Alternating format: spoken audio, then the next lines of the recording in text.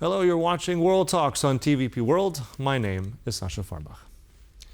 As missiles continue to rain down on Ukrainian towns like Slovyansk, a potential turning point may be near. President Donald Trump has issued a hard deadline for a ceasefire, warning of sweeping new sanctions, this time targeting not just Russia, but its enablers. While Poland's Prime Minister Donald Tusk says many signs suggest the war may soon be paused, skepticism runs deep, especially in Kyiv. With pressure mounting on all sides, from anti-corruption protests at home to global sanctions abroad, Ukraine stands at a precarious crossroads. Now, to unpack the latest signals, the skepticism, and what peace would actually mean on the ground, we're now joined by Ryhor Nizhnikau, senior researcher, Finnish Institute of International Affairs. Thanks so much for joining us on TVP World. Thank you for inviting me.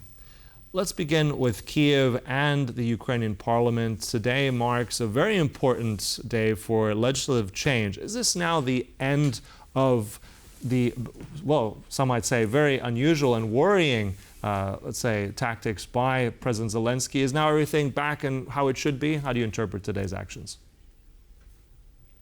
Well, I think that he will probably retract on the most dangerous actions of the last weeks, let's put it this way, but I don't see this as a turning point in the sense that I actually would see the Ukrainian authorities trying to pursue the same goal in the nearest future. I don't see them changing their mind. They are just making a tactical retreat for a while. Mm-hmm. What about the greater impact here? I mean, we still have protests out on the streets even today, and the last few days, very much young people, but across Ukrainian society, but also Ukraine's partners, many of the European Union. Has this now damaged and endangered Ukraine's pathway into membership potentially?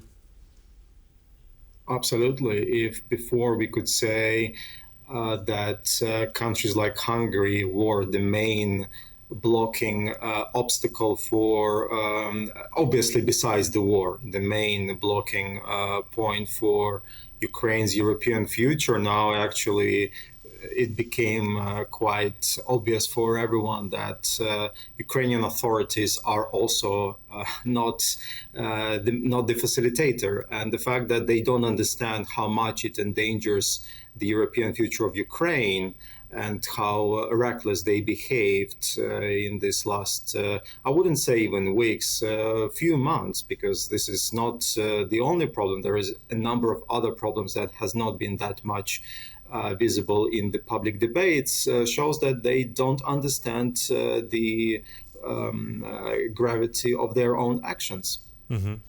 And also gravity of their own actions, but also this is just one level, right? Ukraine is under fire, literally also still by missiles. I'm curious about the Prime Minister of Poland, Donald Tusk's statement just yesterday, saying there are many signs of imminent suspension of fighting.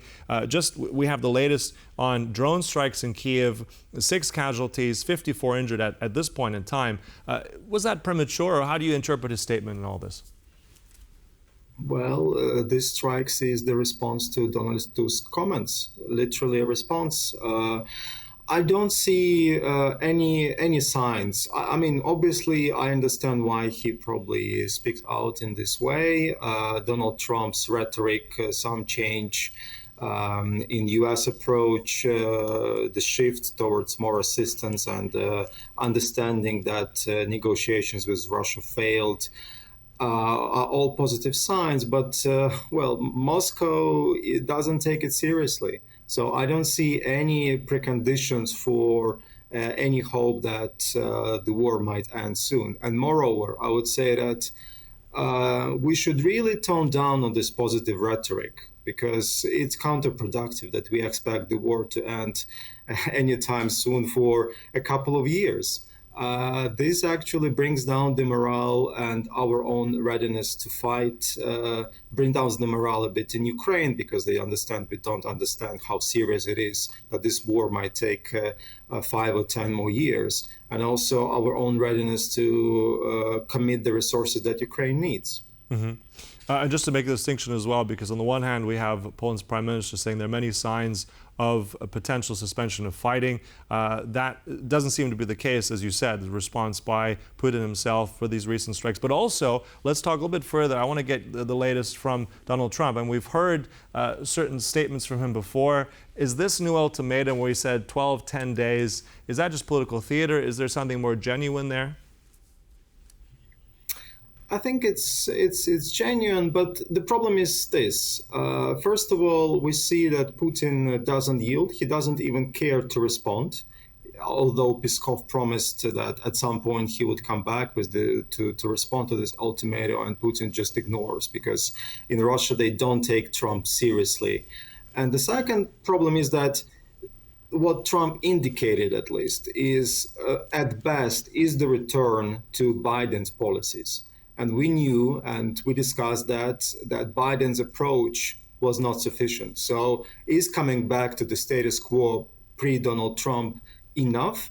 I don't think so. So the question that Trump doesn't really have a leverage is the main on Russia, is the issue that that we face. Mm-hmm. But at the same time, there does seem to be some kind of leverage, at least if we look at the proposal, if these sanctions start to bite. I mean, there is still considerable force that the United States has. And also what's interesting about, also not just targeting Russia directly, but its enablers. I think that's directly pointed very much at India, also at China. The European Union is trying in some ways to do it on its own. But do you see any kind of, let's say, common ground here? Will this be what pushes the war in Ukraine's favor and actually have tangible efforts in reeling back Russia?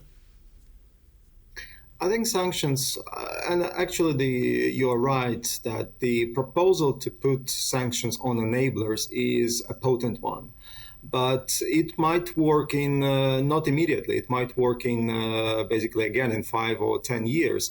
And furthermore, are we sure that China will yield? So are we sure that China will stop buying oil from Russia? I'm actually thinking the opposite. China, will be able to stand against Donald Trump. And then the question will come back to Donald Trump. Is he ready to actually face another tariff war with China, the one he had a few months ago, and where he actually made a step back immediately? Or he is ready to do that and risk economic crisis? This is big questions. China and Russia are actually ready. They are committed to continue. The question is how much committed Trump is to this. And that's why actually Russia, I think, thinking positively about this, they think that Trump will, as some people say, chicken out in the end. Mm-hmm.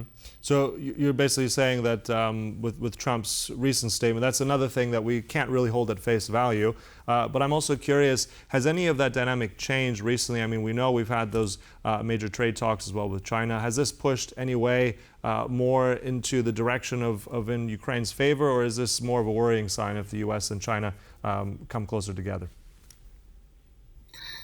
I think that in principle, if we look at the situation of the last few months, situation became more positive for Ukraine, obviously, because finally Trump and the United States understood that trying to dance with Putin, making all these concessions, such as breaking down diplomatic isolation, making all these proposals, stopping the arms supply to Ukraine, and even promising to recognize Crimea, nothing worked. So actually, this comes back to the question, why would Putin agree? If he didn't agree to that proposals, why he would agree and yield under pressure with nothing on the table, really?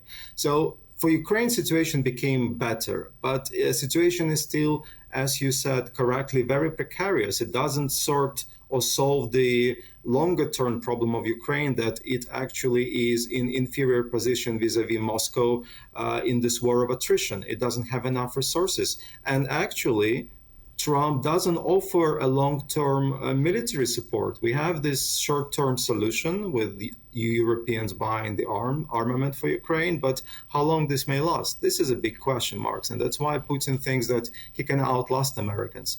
And with China, it's a question that we see these threats. India obviously is an easy target. But with China, we do see that statements by Scott Bessent, Trump.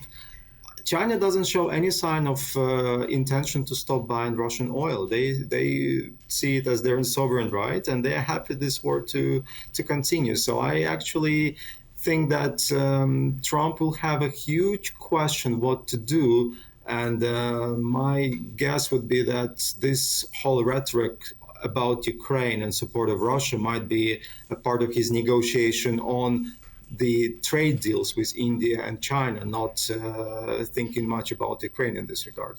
Mm-hmm. And we've talked a bit about that very much external threat on the battlefield as well. Let's close it with the internal as well, looking at what's going to happen at the Verkhovna Rada today. Is this a done deal? Will this be reversed? Will we have that decision today, just as we close? I actually would say yes, most likely they will pass the law, but I would still say the chance is like 80%. I still see a small chance that at some point it will collapse just because presidential owned party will not get enough votes. Mm-hmm. All right, so it will become another case of politics, which I'm sure we'll be observing and analyzing in the not too distant future. Look, we'll close it there. Thank you so much. Great insights there. That was our guest with us today, Mr. Ryhor Nizhnikau. Thank you so much. Thank you. Thank you for watching. That concludes World Talks, but stay tuned right here. Much more coming up on TVP World. Goodbye.